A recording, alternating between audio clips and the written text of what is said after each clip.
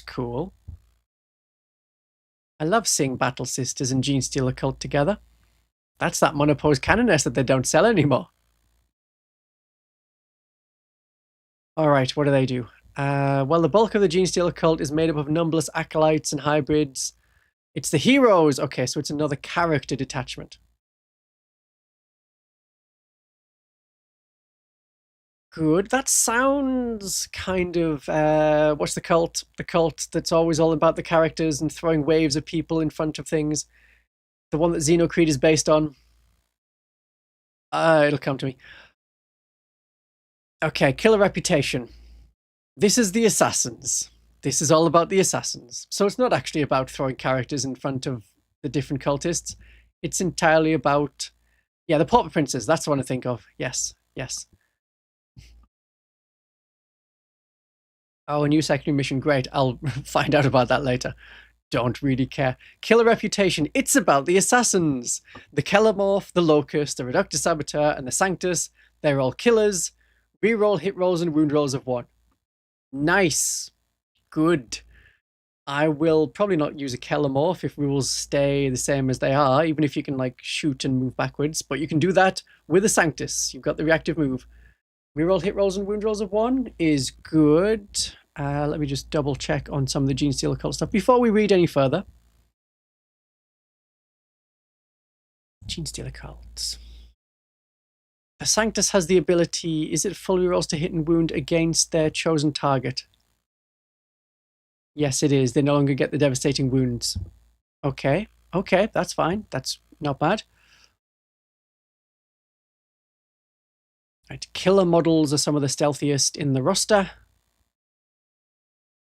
That makes them the perfect assassins. Well, because they are assassins, they're all assassins in some way.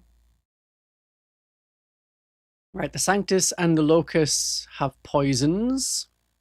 The attacks have +1 damage as an enhancement. I like that. The Sanctus already has a damage 3 sniper. Upping that to damage 4 can mean you can just take out some characters in one go. Not bad, not bad. The Locust is just a decent... You can have higher damage on the Locust than you have on, like, the Patriarch. That's kind of crazy. That's very crazy.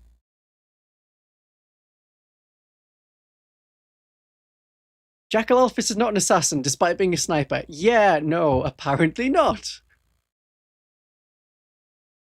And it won't apply to any like Crucible of Champions characters because they don't have the specific keyword. So even if you were using such characters, yeah, it doesn't work. Damage 3 Sanctus. Yeah, that's pretty nasty.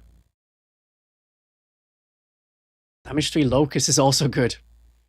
Okay, the example these honored champions set to the masses cannot be understated. Living up to a legend. It's a stratagem. So, when a friendly killer unit has attacked, if they destroyed an enemy unit or an enemy character model, then it removes battle shock from all of the Genestealer cult units within 12 inches. Sometimes that could happen. So it's... Right, so you target the character, and it's within 12 inches of the character. That could be good if the Reductor Saboteur kills someone indirectly. Is that any phase? Anyone's phase? So it's either player's turn. That's what the skull with the 2 arrows is. Like pointing up or down. Pretty sure that's what that means. It's shooting phase or fight phase only. So if they step on a mine of the Reductor Saboteur, you can't unbattle shock your units from that alone.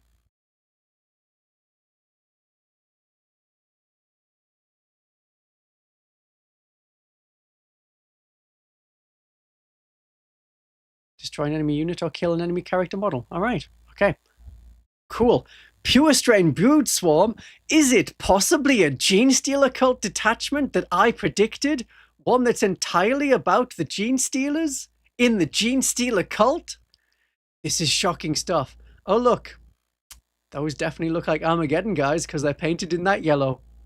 Yeah, we can just claim they're Armageddon. Not so far seeing one that's about, like, the Rusted Claw, but hey, that's only 2 of them. No spoilers, no spoilers. What do we have? So the Patriarch's chosen children well, firstborn children. They look like monsters, but they're actually beautiful. They're here to help you fight back against those Yanks. I'm just skipping out some words. Their divine ability helps them appear wherever they're most needed. Alright. So at the end of your opponent's fight phase, unengaged, pure strain, Genestealers can be placed in strategic reserves. It's leave and return on all of the pure strain Genestealers. However, it has the pure strain keyword, and so you cannot combine it with other pure strain detachments, which I'm assuming is going to be the Biosanctum Boot Surge. So you can have pretty good pure strains. I do love pure strains. I'm thinking, it depends how many detachment points Host of Ascension is. I'm assuming 3. Otherwise, Xenocreed with Waves of Acolytes and Metamorphs and Neophytes, and also some pretty good pure strains. Pretty good. Pretty good.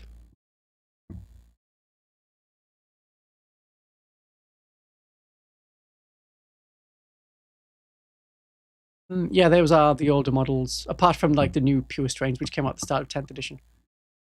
They haven't really updated those bases. All right.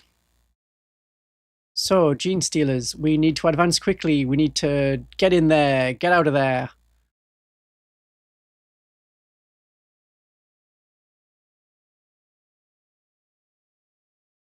Leap at the enemy flanks. Yes, yes. Okay. Up to 3 units can have the Mark of the Star Children. So they have +1 toughness. I wonder how many points this is going to be. +1 toughness on a Genestealer is good. 4+ save. Strength 5. Toughness 5. Uh-huh. I like that. Depends how many points it is, of course. But that is some much more survivable pure strains. If you want super killy pure strains, there we go. Strength 5 is important. They have good armor penetration already. They have a good hit roll. They hit on 2s. The strength was the part that was letting them down. I don't know if I actually want this, though. Maybe I just want cheap pure strains to go in front of the army. And maybe I won't even use this detachment, because I can just use pure strains perfectly fine already. Right, what is Crawling Horror?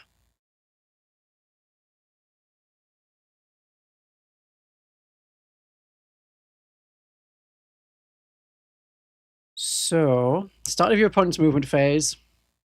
Your unit has -6 detection range until the end of the turn. So rather than being 15 inches away they can be spotted, you have to be within 9 inches. It's almost a lone operative.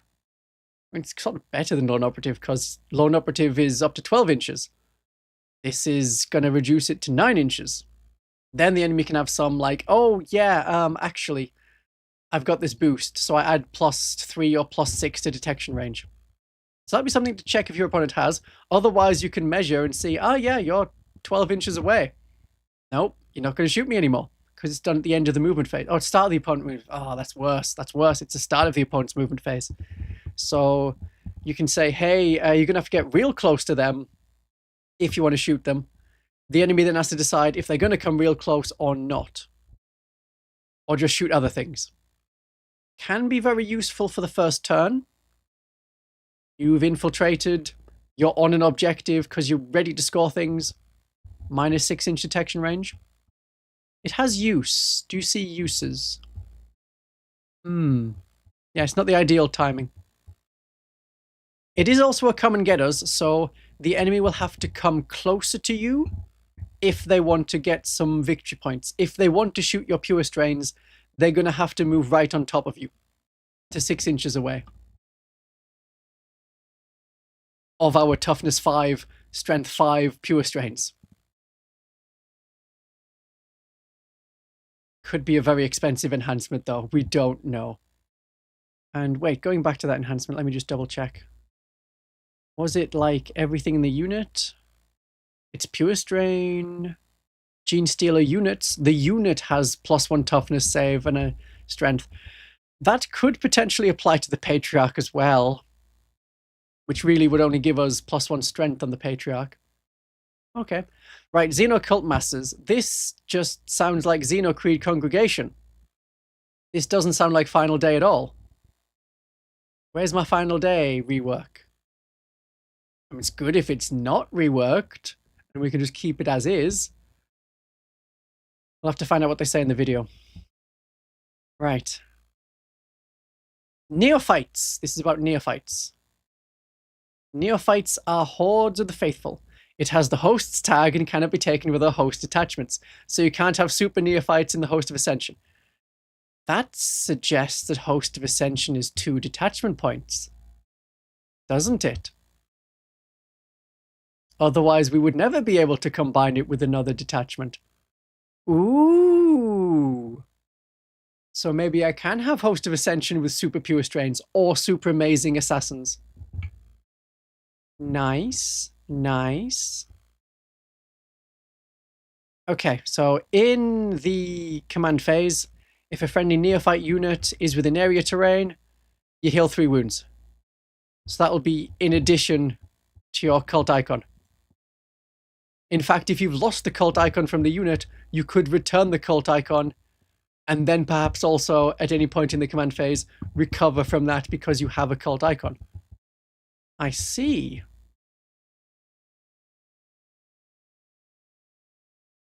I mean, they haven't said anything about 3,000 points. They just stopped at 2,000 points. And then you get 3 detachment points. They've never said, hey, if you play 3,000 points, it is more detachment points. Going off the Apocalypse rules, which covers anything like 3,000 or above, you don't play with detachments. That's what it says in the rules. Or you divide it into 3,000 point sections, and then each of those sections get the benefits of 1 detachment.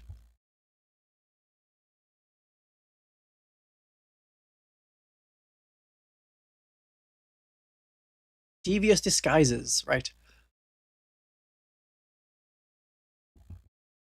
Oh, okay, it's an upgrade to be -3 detection range. So if they're within area terrain, they have lone operative. 12 inches. Okay. If that's 5 points and I have 5 points spare, I'll spend 5 points. Fair enough. As long as they're safely within area terrain, they'll just less likely to be shot. The stratagem for them, slunk from the underbelly. Used to being downtrodden to creeping secretively, these neophytes are also almost preternaturally skilled at making use of battlefield cover. So they get the old benefit of cover, -1 armor penetration. If we have go to ground as a stratagem that's still available and you're out of cover, you'd probably use that. If it's the same, like a 6+ invulnerable save and the benefit of cover. Otherwise, if you're in cover, I see how ignoring 1 point of armor penetration could be good if the enemy has 1 point of armor penetration, such as on intercessors. AP -1, loads of shots. Perhaps you'd use it. And each of those attachments is 1 detachment point. So they can be combined with many of the interesting options from Codex Genestealer Cult. Combine the Xeno Kilt with Brood's Auxilia. Yeah, okay, maybe. Add Sneaky Heroes, the Outlander Claw. Uh-huh. Okay, then it's Eldar next time. Fine, let's listen to the video. Let me get that video up for you. And I'll put it on faster than 1x speed, because I just can't listen to them on basic speed. I'm sorry. Right, so drop that. Change that. Let's have a listen. It doesn't need to be that loud. Hello and welcome to another Warhammer 40,000 faction focused. I am joined by 4th generation Australian Adam Camilleri. Adam, thanks for joining us. My absolute pleasure to be here. That's a good one. I thought you were going to say Hero of the Uprising, but that works. You could also be that. You could also yeah. One day. So we're talking Genestealer Cults today. This is one of the more unusual armies in Warhammer 40,000. Just an army of hard workers and a few aliens sprinkled in for the mix. Very much the blue collar, blue collar army of the 41st. I think it's purple collars for the most part. Yeah, they do like that too. This is real powerful. These 3 detachments are up there, and extremely strong. Well, yeah, real powerful. They're not going to say, oh yeah, actually this is a pretty rubbish Cults are faction. going to be placed extremely well into 11th edition. So how do you think they're going to do generally in the edition before we get into the details of the... Genestealer Cults in their previous incarnation were a very skill-expressive armies. The best players in the world and the dedicated faction experts on Genestealer Cults could almost do anything. But then you found it was a very hard army to at times pick up and execute with because there were so many more moving pieces. And you are a guardsman. I could do It's not immediately obvious how the army works. You sort of look at the data sheets, you're like, how does it fit together? What are the synergies? You are an army ostensibly of guardsmen with more dynamics. And if you can't leverage those dynamics, you more dynamic It's all about placement and movement. It's all about placement. It's so very nuanced.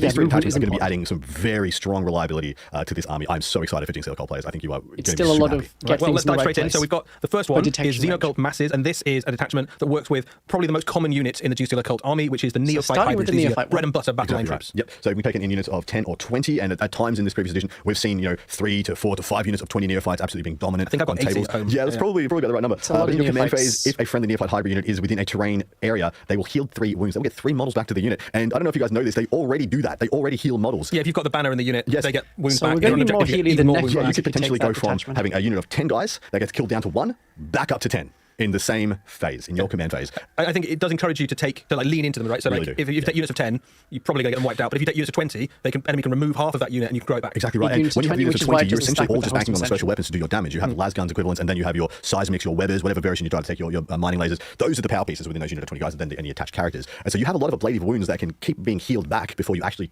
get the good stuff. remove the damage dealing portions of the unit. This is an incredible ability. They've got a bunch of other stuff in this detachment that also combines with Neophyte Hybrids. Looking at the enhancements, we've got one which is an upgrade, which you can give it to one of these battle line units, and it lowers their detection range. Yes, so we've talked a little bit about offensively lowering the or increasing the detection range of units in order to activate against them better and shoot them when maybe you wouldn't be able to otherwise. This is making your units harder to shoot. This is -3 detection range, so they'll be starting at hidden or lone operative equivalent 12. And when that's on 20 models, where you get perfect placement because these are arriving from reserve a lot of the time, or if you would start it on the table, this means you can hold objectives very safely early in the game whilst not having to worry about where you can the angles you can be seen on the long angles, or you can arrive from reserve with perfect placement and knowledge of what can interact with you next turn. I think a great way to use this would be to put this unit onto an objective, knowing that the enemy has to come within 12, and then you back it up with pure strains, aberrants, combat unit of your choice. Basically, you go, well, if you want to threaten them, you're absolutely within the threat range of my best combat units. Yep, stage 10 up against the wall, tendril a couple of models onto the objective, whilst behind them your heavy hitters, your power pieces. Nobody wants to move We within know 12 you only have to tow onto the objective if you move on within the 12 of a unit, objective, you've and got also just see one unit through on the it. other side of the wall, you're auto-charged by those Like units. into it and through it. Yeah. So looking at what else this detachment brings, you've also got a stratagem called Slunk from the Underbelly, and this basically gives them a version of Armor of Contempt. like This is a silly quite funny. name. So this is one command point for a Neophyte Schlunk. Hybrid unit in your opponent's shooting phase when enemy unit has selected them. Range attacks at target unit have -1 incoming penetration. So 5 up armor save. You can be, against AP2, you can have a 6 up. Against AP1, you can still have your 5 up armor save. So theoretically, that is good. On the 20 model units, I think it actually holds value. On the 10s, maybe you'll see it depends what you're getting shot by. But against in the big squad, where all you really want to do is not go below the special weapon number, so you can continue to regen and heal back your models. It's actually not bad. And I think because terrain you no have to longer be in gives you an terrain. extra pip of Exactly right. armor, Yep. actually And it's a only in the 5 up shooting save is phase. more fragile. It feels more fragile now than it did in the previous edition. So being able to make those units a little bit more durable, if you really have lent into Neophyte Hybrids, put the characters in the unit to give them the bonuses and the pluses to hit and whatnot, you do want to keep them alive. I totally agree. I love this attachment. I think it's very strong for the bread and butter of the Genestealer Cults. Right. Well, moving on to the Heroes of the Uprising. Heroes of the Uprising is the name of the next attachment. This effectively is a way to make some of those Killing 20 specialist Neophytes characters within the Genestealer Cult can army be hard. You really need a pop. You've got a dedicated great unit selection of to do support it. heroes and some very good kind of assassination They're like style heroes. 150 They become points. very effective with this attachment. So friendly Kilomorph, Locust, Reductor, Saboteur, and Sanctus models You get have to have the a number of killer attacks. keyword. Friendly killer models, attacks have real ones to hit and ones to win. So that's shooting and fighting, because of course the Kilomorph shoots a lot better than it fights, and the Locust or the Sanctus, vice versa. Reductor, Saboteur pretty much only shoots. So this is a great ability, and it just kind of keeps getting better from there. Yeah, so the looking at the indirect fire enhancements, rules. the first we're going to look at is gene-tailored toxins. This is a thing that you can give That's to your not Locust or important right Sanctus, now. and the model's attacks have +1 damage. That's either for their shooting attacks or for their combat attacks, but we think probably the combat attacks is where this really works. I was unconvinced on this one, and Eddie was like, hold up, let me show you something. And you pulled up or showed me the Sanctus's melee abilities. So I've got a Sanctus in my army now. Yeah. Sometimes I run 2 of them. I think they're phenomenal. They are basically like little mobile character killers. They already have 6 attacks at damage 2, anti-infantry 3+. You can make that 3 damage attacks now. So all of a sudden, the range of units you can start to threaten become, the Blade Guards, Terminators, Custodians, things like that. And moving from 2 damage to 3 damage, all of a sudden basically means instead of needing to get 3 wounds through to kill most characters, you only need to get 2 wounds through to remove almost up to and including Space Marine captains. Correct. You're also rerolling once to hit, once to wound on that profile as well, making it very consistent. I already love this unit. I was impressed. I'm straight up impressed. You have sold me, mate. So there's a really nice stratagem that goes with this attachment as well. They're really loud in the other to the stream. legend, and this interacts with Battle Shock. Yes, this is one command point, and each visible friendly Battle Shock Genestealer Cult unit within 12 of your unit is no longer Battle Shock. So you'll be able to un-Battle Shock en masse from the Genestealer Cult portion, which is really important because Battle Shock is really going to allow you to avoid all the pitfalls. You know, continue to scroll your points, use all your incredible stratagems, and then keep the damage flowing. So the idea with this detachment really is to sprinkle a bunch of these characters throughout the army. Some of the assassins, some of the saboteurs, that sort of thing. Okay, and then that's probably the best one for one detachment point. The presence of them. Assuming you're taking several things, and you should be taking several. And of course, I like the scientists. I like the locals. These are good. But once you are battle shocked, becoming unbattle shocked is kind of difficult. You have to pass the test or use a mechanic like this. It's actually quite rare to, friendly battle shock Genestealer Cults within 12. There's quite a large area of effect to unbattle shock units in. It's actually the biggest one that we've seen so far in all the detachments we've reviewed. So the last one we're going to look at, the final generation of Genestealers, the Pure Strain Brood Swarm. This is a detachment that basically makes your Pure Strain Genestealer the assault specialist of your army amazing. And there's some great combos in here. Yeah, the enhancement we're going to talk about here is mind-blowingly good. But the detachment rule is enemy within, and this allows you at the end of your opponent's fight phase for friendly unengaged Pure Strain Genestealers to be placed into strategic reserve. Which what I quite like about that is a lot of the time you will be throwing out your Genestealers, and almost always you'll connect. They're very fast. They get up the board very quickly, and they're very deadly. If you charge the right thing, they just kill it and run engage. And then should they make it through your opponent's turn, you just take them off the board. And leave them should they make it through your opponent's turn? They're not going to make it through your opponent's turn. What I like about it is when you have Pure Strains, they have infiltrate. So normally what happens early on in the game is that you've got your Pure Strains basically positioned at each of the objectives. It depends on either on the objective or ready to disposition you get. All they now need to do is wait until your next wave of things arrive. So your neophytes, be in a place and do an action, and then all of a sudden they go, right, you guys have got your this. turn. There's no enemies within immediate range. We're off. We'll see you later. We'll go back underground, and we'll pop up later when the game needs us. And this combines beautifully with the fact that you've got loads of other mechanisms. Where's my bladed cog? In unusual ways, like redeploying units. So this is just a great combo into an already very dynamic army. Yep, spot on. Tell me about. So I want you to tell me about this enhancement. You're the GSC player, and this is amazing. This is really cool. So there's an enhancement called Mark of the Star Children. This is an upgrade enhancement, which means you can give it to a unit. You have to give it to Pure Strain Genestealers. It has a bunch of abilities. It gives you +1 toughness. So all of a sudden, your Genestealers that used to die quite easily to bolt guns are +5. 33% harder to kill. Right? You have a 4-up save, even harder to kill again, and you have +1 strength. So you've got strength and toughness 5 and a better save. So immediately a great unit. This is absolutely the unit you're going to join your Patriarch to. Correct. So you have multiple units of small 5-man Pure Strains. They can hop around, they can deep strike, they can really strike. Would you the have your Pure big killer Strain, units the Patriarch get the benefit? Genestealers with this upgrade, the Patriarch in it, devastating wounds, advance and charging, messing up anything they hit. That is a great Don't know. And indeed, and the way with the new list construction works with the detachment points, that's all you would need. 2 units of 5, 1 unit of 10, and a Patriarch. Which, I mean, in all honesty, most Genestealers take 1 or 2 units of 5 Genestealers already, and many still take a Patriarch. And so you don't have to reach very far to activate all the portions of this detachment. Yeah. First of the strategy, we're going to cover 2 here. What's the first one? So the first one's Lurk and Strike. This is effectively you can make a fallback move with one of your Genestealer units and then still charge later on. Yeah. So one of the things that will happen, you launch out your Genestealers, people are like, oh wow, that's going to kill any infantry piece that it touches. I'm going to ram with a Rhino and try and keep it in place. And then for 1 command point, you get to avoid that pitfall. Yeah. And they're fast moving as well, so you can move. They've got a decent move, so you can bounce out. You can then get a charge into something else. It makes it very hard to pin down your Genestealer unit. It combos quite nicely as well with the fact that you've got that detachment rule where you can put things back into strategic reserve, so you don't end up getting yourself bogged down into a combat. So that's really strong. The next one you've got there is Crawling Horror. This is a great ability. So this is 1 command point. Once again, I mentioned it previously, another one where you're not enhancing your detection range of your fall back and charge is basically fight first. You're impacting your opponent's ability to interact with you and your detection range when hidden. So this is the start of your opponent's movement phase. 1 friendly Pure Strain Genestealer unit. Your unit has a -6 detection range until the end of the turn. That means they have lone operative 9. Yeah. So that's great. Wild. It's so powerful. Unless your opponent has a way of increasing your detection range, so if they've got Pathfinders or something like that, they might have. But if they haven't, this can make what was previously going to be a dead Genestealer unit very safe. Yeah, completely safe. Now, what I love about this is that, of course, you can combo off a bunch of detection ranges. Start of movement phase. Things suitable. In a lot of exchanges, it will require a unit's ability and then a stratagem use it the right time. to get +3 then +3 again onto the detection range to just get it back to where it was and where it started. And so there's a lot of hoops you have to jump through to be able to attack this unit again from range. And this is, I think, it's so fantastic. I mean, I'd hope this the character gets the I love. You got that big hammer unit. We were talking about the 10 with the brute. Big hammer, you say? Sending it into a flank. The flank collapses. People evacuate just in case they don't kill it. And then you hit the detection range. Like, oh, you ran away. And what is this trigger? The start of your opponent's movement phase. Do you want to run away from my super deadly crazy unit? Because if you do, you can't shoot me because I just spent the command point. But the other thing now, about that, do you stay or do you go? Well, the other thing there is that potentially, if they're trying to move forward and get within that 9 to shoot you, you'll be able to heroically intervene. Exactly. You're going to be able to kind of attack them. It's just brilliant. But that also amazingly combines again with the army special rule, which is that if they decided not to shoot you, you can just pick the unit up. You can get Big Hammer Lady on a shirt. A great toolbox of stuff for Genestealer players. I have to say, all 3 of these are absolutely blowing my mind with the possibilities for really strong armies. I think any one of these, even by itself, is already like even just 2 of these together make, in my opinion, a very strong and robust army. I love, and we don't quite know yet for the detachment points, but having the Pure Strain list plus the Neophyte list. That seems like a nice combo. It goes together. Okay. We don't know detachment points for some reason. I hope you enjoyed that. Genestealer Cult players, forearmed is forewarned. We'll be back very soon with more Warhammer 40,000 faction focus. Okay. Very good.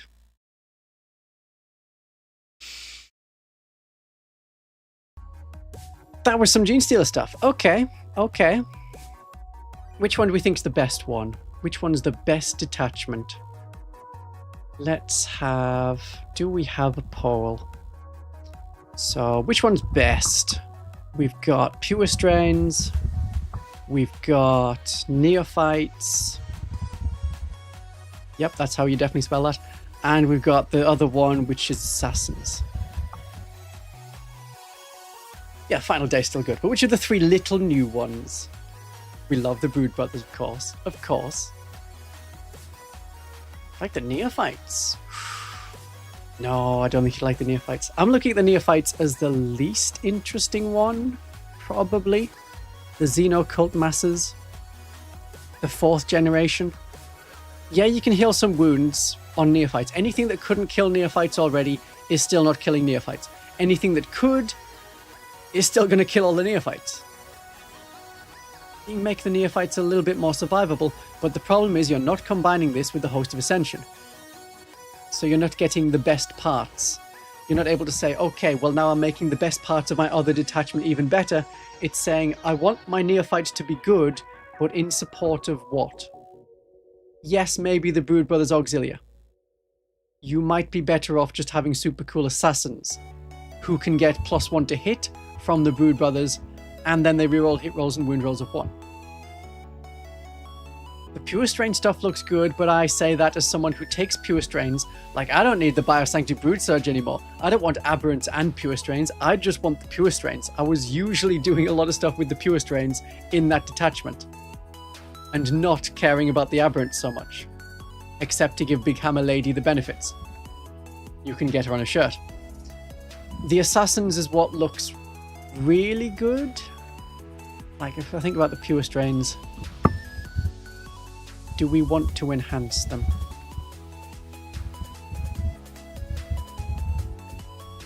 Do we need to? If you have a pretty standard, a bit of everything Genestealer Cult army, you might want to do Host of Ascension with the Pure Strains. I think you'll more likely want to do the Host of Ascension with the Assassins and have the Heroes of the Uprising.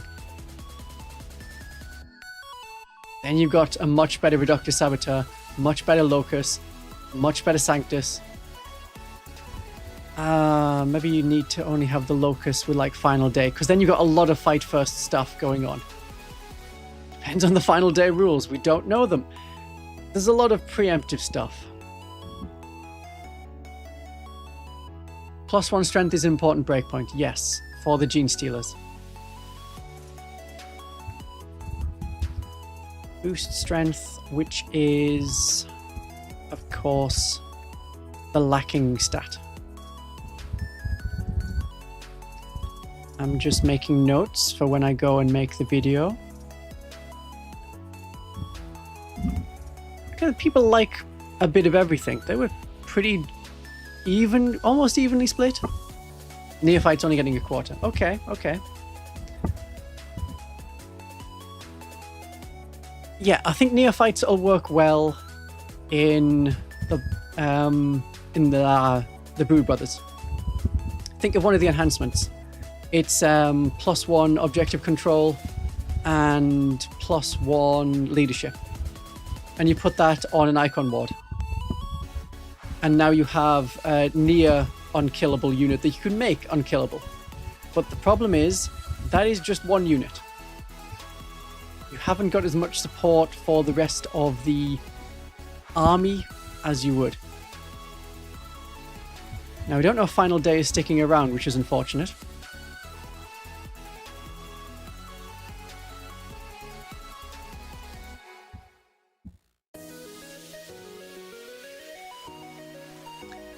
Is it fun and flavorful? Probably. It's good. Yeah, Hordes of Guards and a Neophytes could work. Final Day plus Pure Strain detachment. Yes, maybe. Okay, that's a good one. That's a good one.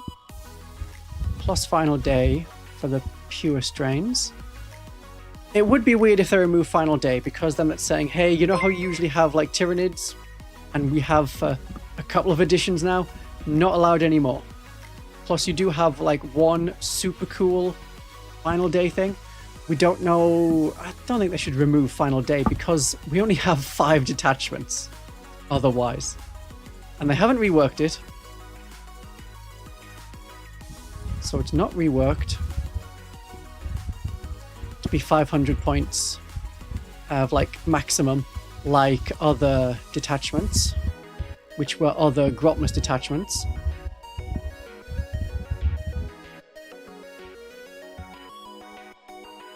So it'd be weird if Final Day went away.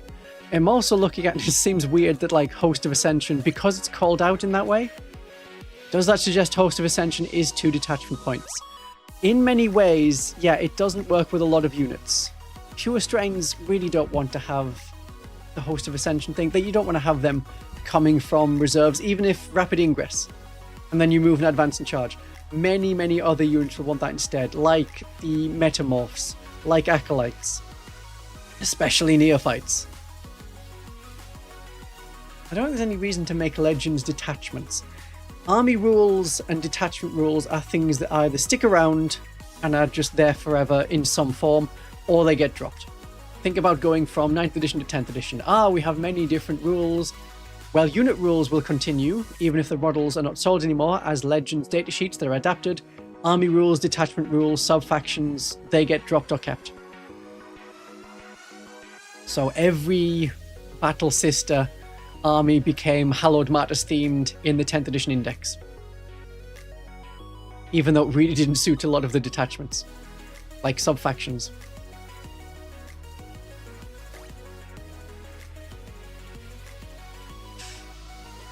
We don't know that Brood Brothers is 1 detachment point. Brood Brothers is meant to be 2 detachment points. That's the assumption. No Clamorous detachment. It's a good day. You're right. It's a good day. No Clamorous.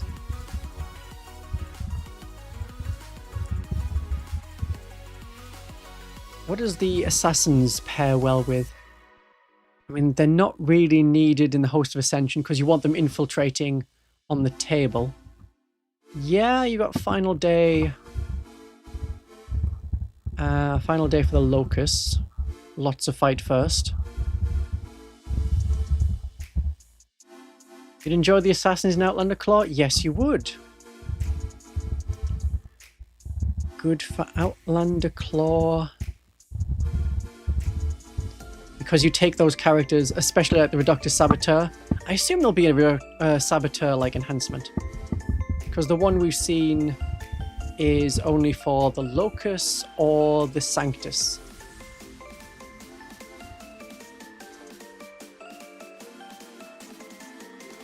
But you tend to take Saboteurs like as the leaders there.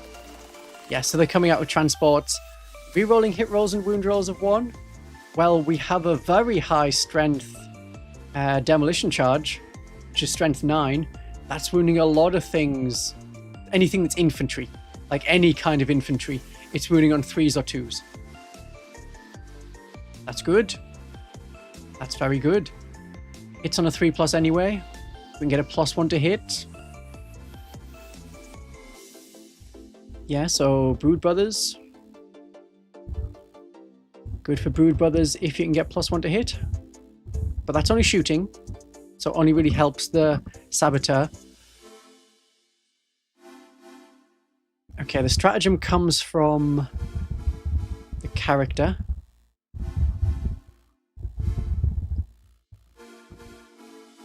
So we can undo Battle Shock from that. So if you don't want to take a Magos, and you probably won't, depends what you're doing. If you're doing Xenocreed and these Assassins, oh, maybe. Don't know if you would. I think you'd probably want the pure strains with the Xenocreed. So yeah, good for Xenocreed. Add to the Horde and Advance and Charge. We do like a lot of Advance and Charge in the Xenocreed congregation. If you've seen my video on the Xenocreed congregation, it's a lot of Advance and Charge. Psychers. Yeah, there was no Psyker detachment. So, and no Psychers. So I thought they might have done something to boost up the Patriarch, the Magos, the Benefactus. So we haven't got anything for them. Xenocreed might like the Neophytes. Ooh, yes, you make a good point. So that's not with Host. Can with Xenocreed, because the Xenocreed also gives them a few bonuses. The Xenocreed congregation, if I switch to Neophytes, because you get the detachment rule, which lets you reroll advance and charge rolls if you have a character with you. Maybe. If that character had The Death to the Tyrant enhancement, so it's +1 to hit and wound. That's very good, coming with 20 neophytes from reserves. You can have Assault on their weapons. That might be necessary to get into engagement range. You've got a Surge move, the Path of Anguish. If we can tie up the enemy, if they can not kill us, and we can regenerate a lot of models, that's going to be a big tar pit for the enemy. Yeah, Advance and Charge we don't care about so much.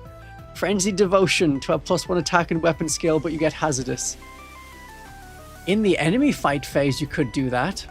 We know that Hazardous kills you on a 1 or a 2, but if we can regenerate faster, that's rather good. Can we still add 2 characters to a unit? It depends what they're marked as, if they're going to be leader or support. It may in fact open up more things. Like currently, you can only have 1 character in the Metamorphs. But if it says, okay, the Locus is support, and the Primus is a leader, you could have 10 Metamorphs with a Primus and a Locus. Don't think that's super necessary, but you could. Yeah, they're not meant to be big. They're support detachments. They're 1-point detachments. Yes, Hazardous is on a 1 or a 2 now, but it only does 1 mortal wound. So if you've got a feel no pain, you can survive that. That's from the understanding we have of Hazardous, as they've explained it so far. How well that comes out, I don't know. That may end up being like, oh yeah, Space Marine, just always overcharge your plasma gun. Take a wound on that.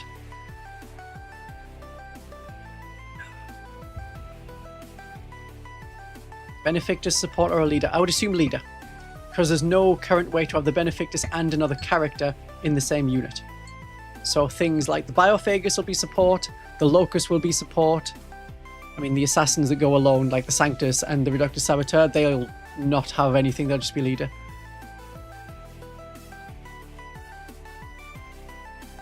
The Clamavus, it's a support character, you don't need a Clamavus. The Primus, the Magos, the Icon Ward, they'll all be leaders. Hazardous doesn't target a model but the unit. We'll have to see what we actually find out from the rules when they come out. But if they're doing a much vaguer, much more general, yeah, I'm going to overcharge my plasma pistol and pass it to someone else.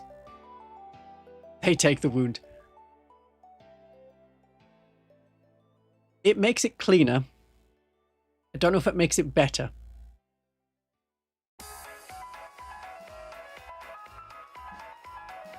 Yeah, you won't be able to have a lone Clamavus, but you could have a lone Primus if you wanted. Or a lone Magos going around psychering people. Right, is there anything else we can think of for the detachments? They look fine and good. They look rather usable. From what we've seen, each of these detachments, they're all 1-point detachments. And they will all have 3 stratagems at most. Because the idea is the most stratagems you will have available to you from detachments, not including the core ones, will be 9 stratagems. And that's combining like a good 2-point detachment, which gives you the 6 stratagems, plus a 1-point detachment that gives you 3. Or if there's 3 stratagems in each of the 1-point detachments and you have all of them in a 2,000-point army, there's your 9. And that's your 9 stratagems.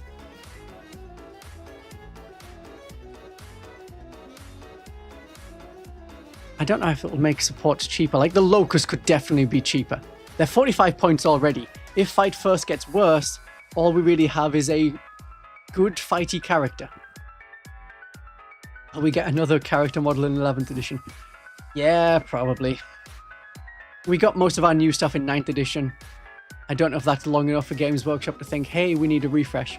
It'd be worse if they refreshed like the Acolytes, because that's a really good box.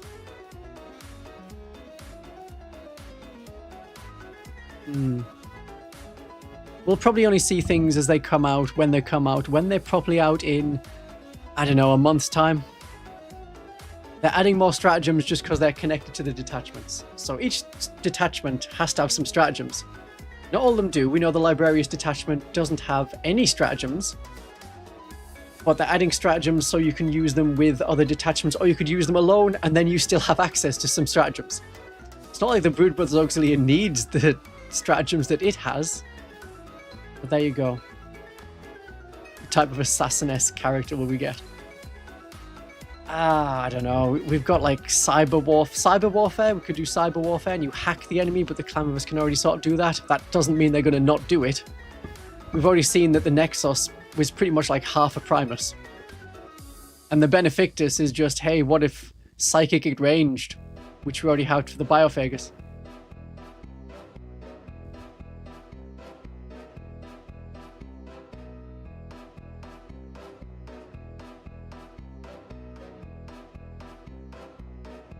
Well, I don't think there's any more bonuses we can get with them. I know I'm looking at like combining the detachments. As their own thing, that'd be fine. Because in a 1,000 point game, you can have 2 single point detachments. Which could be enough to say, boost up your pure strains, boost up your neophytes, and just go with that. Or you could go for lots of characters and try and control a lot of objectives. Not a bad idea, not a bad idea. No, I don't know if Xenocreed would have host as a keyword. That seems very tied to the host of Ascension. And the Neophytes don't get that much from the Xenocreed. It's very much the Acolytes, the Metamorphs, that benefit in that detachment. Think of what the Tyranids have. Think of all the Tyranid characters and just transpose one of them onto us. We might get a Carnifex type that's a really, really big hammer lady. Sanctus but only shooting could do that.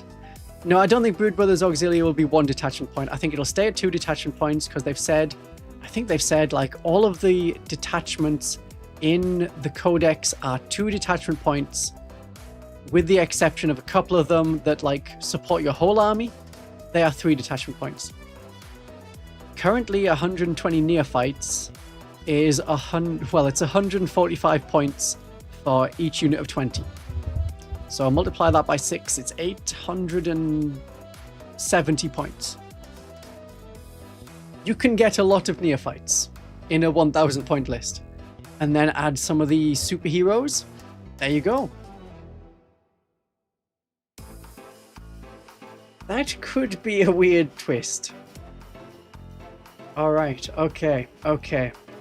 We've done 2 hours of bad stream from Games Workshop. Then the Genestealer Cult stuff.